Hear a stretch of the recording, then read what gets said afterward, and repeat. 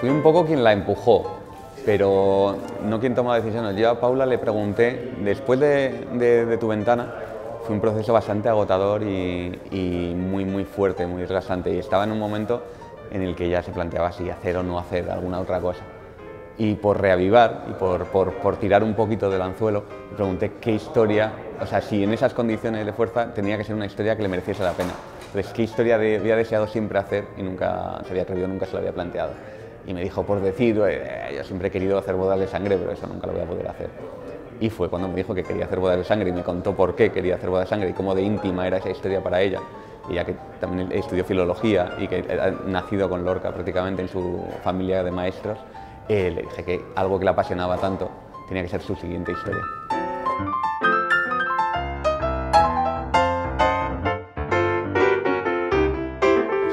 Sí colaboré. Esa es una cuestión complicada de hacer y de explicar porque tú trabajas para el director. Todo lo que haces cuando escribes un guión con un director, la primera premisa es tener claro quién manda y para quién trabajas. Entonces, todo lo que tú haces es a propuesta de esa persona. Entonces, todas las propuestas que haces son a su gusto, a su criterio, intentar ayudar y tú tirar de tu parte también para intentar enriquecer. Entonces, a mí me gusta mucho también escribir con imágenes, es algo que me afecta también de mi trabajo, también como operador de cámara. Y sí escribía con imágenes ello, pero siempre bajo el estilo de Paula y siempre proponiéndole si eso le parecía bien, si no, cómo funcionaba, qué le parecía esto. Incluso secuencias como la del el baile alrededor de la hoguera y demás están escritas ya desde el guión así, como luego están. Que es algo que se plantea mucho visualmente y que queríamos trasladar esa poética de Lorca, que era lo complicado realmente porque tiene unos textos preciosos y se puede todo englobar en un código realista y podría funcionar, pero lo que nos interesaba sobre todo era el código poético, poder dar ese salto. Y la única forma que veíamos de acercarnos más al espíritu de Lorca era a través de lo visual, a través de lo esencial. Y para eso era muy importante escribir ya, ahí no intentar encontrarlo en rodaje, no darlo en planificación, sino escribir con esas imágenes e intentar narrar con ellas. Entonces desde el principio escribíamos con secuencias y estructura de secuencias, con imágenes y con ideas ya de esas imágenes. Ha sido una reescritura continua en cada una de las fases y cada una de las veces que íbamos planteando una cuestión íbamos reescribiendo.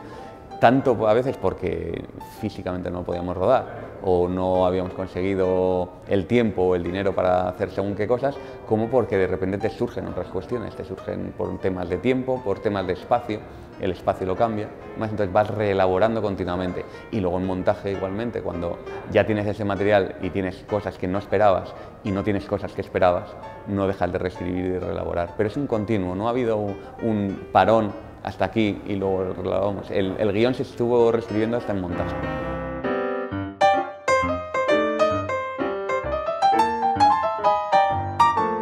Me gustaría pensar que sí, pero también pienso que puede adolecerlo. Es decir, nosotros nos teníamos mucho miedo que nos faltase una mirada fresca, que faltase una mirada a distancia y que nos hubiese podido aportar otra visión mejor para la película. Siempre tienes ese miedo. Nosotros queremos pensar que conocemos muy bien el material y que podíamos darle la vuelta, retorcerlo y podíamos sacar todo el provecho que teníamos, porque también había una cuestión presupuestaria de que tenemos un presupuesto muy pequeño y teníamos que sacar con tiempo y con ese conocimiento los recursos que no teníamos por otras cuestiones. Entonces era más una cuestión de que no había otra posibilidad real si queríamos llegar a los lugares que queríamos llegar. No podíamos traer a alguien, digamos, externo que no conociese y querer que tuviese el mismo nivel de empape de la historia y de conocimiento como para proponer llegar tan lejos como nos hubiese gustado llegar, no sabemos si lo habíamos llegado. Entonces hay una mezcla, hay una contradicción que no sabemos si otra visión hubiese enriquecido o la nuestra es la que lo ha mejorado.